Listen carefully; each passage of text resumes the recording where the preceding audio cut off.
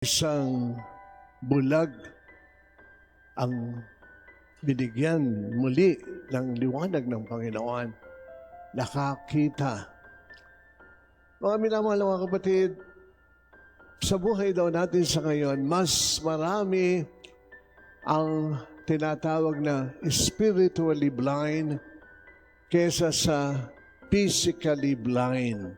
Pero yung mga spiritually blind, mas marami yan. Yung mga bulag sa katotohanan. Naalala ko ng minsan, na-traffic ako sa EDSA.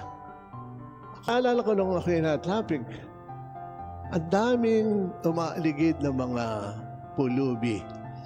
Pero itong isang ito, masyadong makulit. Katok ng katok. No? So, sa loob-loob ko, sige na nga. So, binuksan ko yung bintana, kumuha ko ng isang dakot na barya. Binigay kong lahat.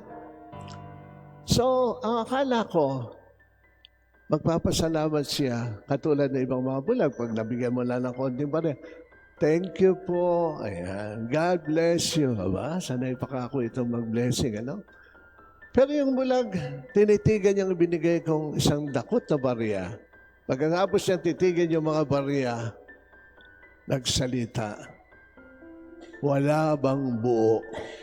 Ano tawag doon? Physically blind o spiritually blind? Nagbubulag-bulagan. Yon ang mga tinatawag na spiritually blind. Bulag sa katotohanan, mahilig manloko. Kaya rito sa banal na misa, ihain natin ang lahat ng ating mga panalangin. Nawa tayo huwag maging bulag sa katotohanan. Makita natin ang liwanag na nakita ng bulag. Liwanag na naghatid sa kanya sa Panginoon. Liwanag na maghahatid pa rin sa kanya sa kaligtasan. At yan ang kaganapan ng buhay sa liwanag ng ating Panginoong Hesukristo. Amen.